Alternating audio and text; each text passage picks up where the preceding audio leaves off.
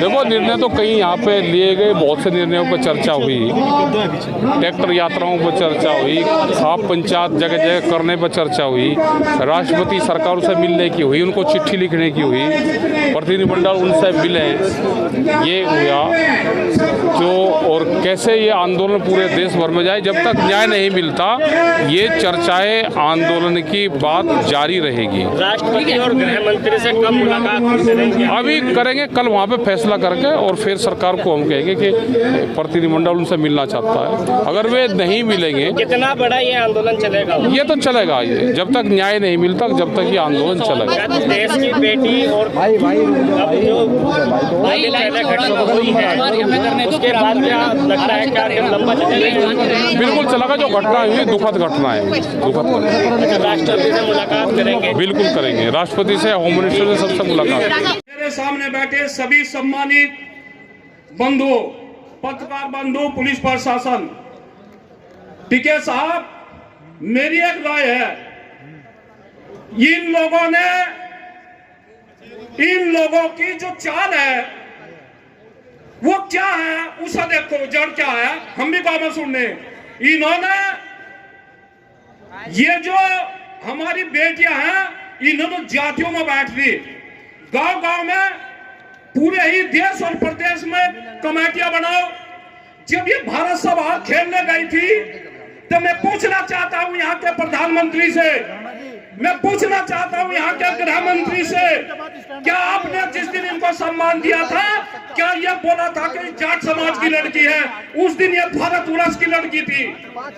मैं पूछना चाहता हूं यहाँ की सरकार से, और मैं पूछना चाहता हूं दिल्ली के डीजीपी से, जिस तरह तुम्हारे पुलिस के सिपाही उन बच्चों के सिर पर पैर रखकर खड़े हैं, यह बहुत निंदनीय है।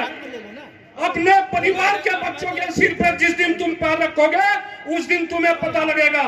और अब इनके नाश के दिन आ गए, और मैं चौधरी साहब बैठे, सभी खाप चौधरी बैठे,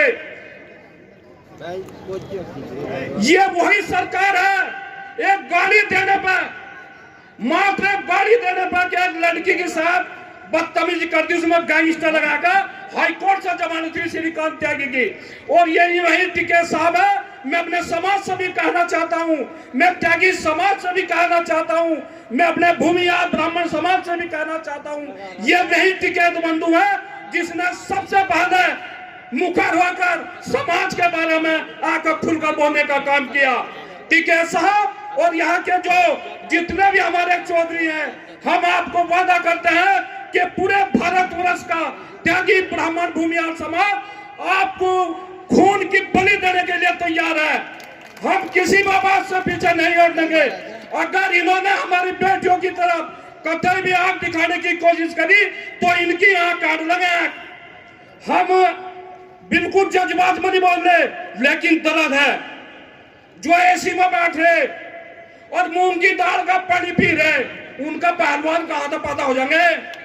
पहलवान तो पैदा उनको होंगे जिनका 4-4 भैंस बंध रही और 4-4 गाय बंध रही।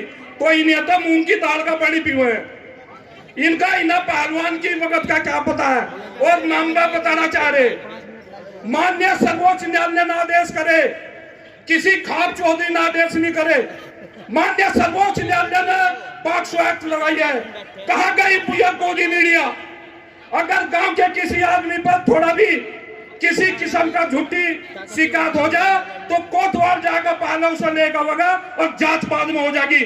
हम ये मांग करते हैं यहाँ की सरकार से, ये मोदी जी और माननीय योगी जी और पूरे देश में हम बताना चाहते हैं, इसका खमियाजा 2024 में आपको भुगतना पड़ेगा।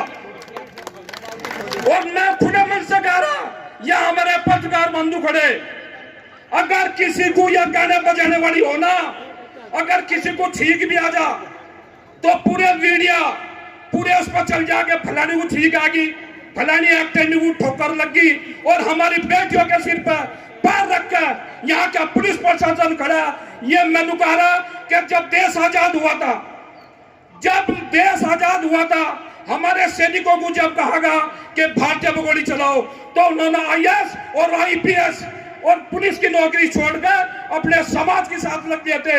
मैं लानत देता हूं दिल्ली के डीजीपी को, अगर उन्होंने चंद रुपए की खातिर हमारी बहन बेटियों के लिए यह जो शर्मनाक काम किया है, आप बिल्कुल इस मामले में जाहिल हो। धन्यवाद। टेलीविजन पे आकर के अंड बंड बकता है हमारी बहन बेटियों के लिए।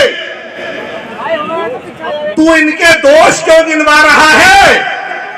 मैं उससे कहना चाहूंगा, उसका नाम भी अपनी जुबान पे नहीं लेना चाहता मैं। तू इनके दोष क्यों गिनवा रहा है? अंधेरा चांद को धमका रहा है। तू इनके दोष क्यों गिनवा रहा है? अंधेरा चांद को धमका रहा है। जुल्फे खुल गई तो लहू मांगेंगी, जुल्फे खुल गई तो लहू मांगेंगी। महाभारत को क्यों दोहरा रहा है? महाभारत को क्यों दोहरा रहा है? इसी के साथ मैं अपनी वाणी को विराम दूंगा, समय बहुत कम है। मुझे बहुत बहुत धन्यवाद। एक बात सिर्फ कहना चाहूंगा, मेरा गांव भट्टा पारसौल है गौतम बुद्ध नगर के अंदर, जहां पर मायावती जी की सरकार में एक ऐतिहासिक किसानों का आंदोलन लड़ा गया था। देखिए, यहाँ पर तो पूरा हिंदुस्तान मानो आने वाला है। जहां हमारे चौधरी आकर के बैठ गए, वहां समझो पूरे हिंदुस्तान की जो हमारी सामाजिक और पारंपरिक व्यवस्था है वो पूरी आकर के चली गई। सिर्फ 2 गांव थे, मेरे गांव का नाम भट्टा पारसौल है। 2 गांव थे, भट्टा पारसौल सिर्फ। और उन्होंने किसानों की जब अधिग्रहण की लड़ाई लड़ी तो सिर्फ 2 गांवों ने भारत सरकार का 125 साल पुराना अधिग्रहण कानून बदलने पर भारत सरकार को मजबूर कर दिया। तो इसलिए निराशा और हताशा की कोई धरने पे बैठना पड़ा और सुप्रीम कोर्ट के माध्यम से यह एफआईआर हुई। भारतीय जनता पार्टी और सत्ता में स्थापित सरकार लगातार माफियाओं का जिक्र करती है, लेकिन जब कार्रवाई की बात होती है तो एक वर्ग के माफियाओं पर कोई कार्रवाई उत्तर प्रदेश या भारत में नहीं की जाती। एक वर्ग के लोग धमकाने का प्रयास करते हैं कि हम हजारों हजार मोटरसाइकिलें लेके जाएंगे, लेकिन मैं बताना चाहता हूं सरकार से कि जो कर रहे हो और जो दमन तुम करने जा रहे हो, जो व्यवहार और बर्बरता बेटियों के साथ किया है, इसका क्या परिणाम होगा? इस वर्ग की, इस जाति की इतिहास का अवलोकन कर लेना। आप लोग यहां उपस्थित हो, कमी 28 तारीख में हम लोगों की है। हमारे चौधरियों ने जो अपना सर्वस्व कर सकते थे, उन्होंने अपनी जिम्मेदारी निभाने का काम किया, लेकिन हम लोगों ने घरों से ना निकल के उनके उस आंदोलन को मजबूती नहीं दी, जिसका एक परिणाम है कि आज हमें पुणे यहाँ पंचायत में शिरकत होना पड़ रहा। पुत्र श्री सुखवीर सिंह, गांव वे डाक, बहुपुरा, जिला मुजफ्फरनगर, अपने पूरे होशो हवास में आज के बाद मेरे पूरे जीवन पर इस किसान कौम का पूरा हक है, यह आश्वासन देता हूं। और कौम के मान सम्मान के लिए मैं अपना पूरा जीवन इस किसान कौम के शुभ चिंतकों और खाप चौधरियों को अपना पूरा जीवन दान करता हूं, ऐसा उन्होंने चिट्ठी लिखी है। एक बार जोरदार तालियों से युवा की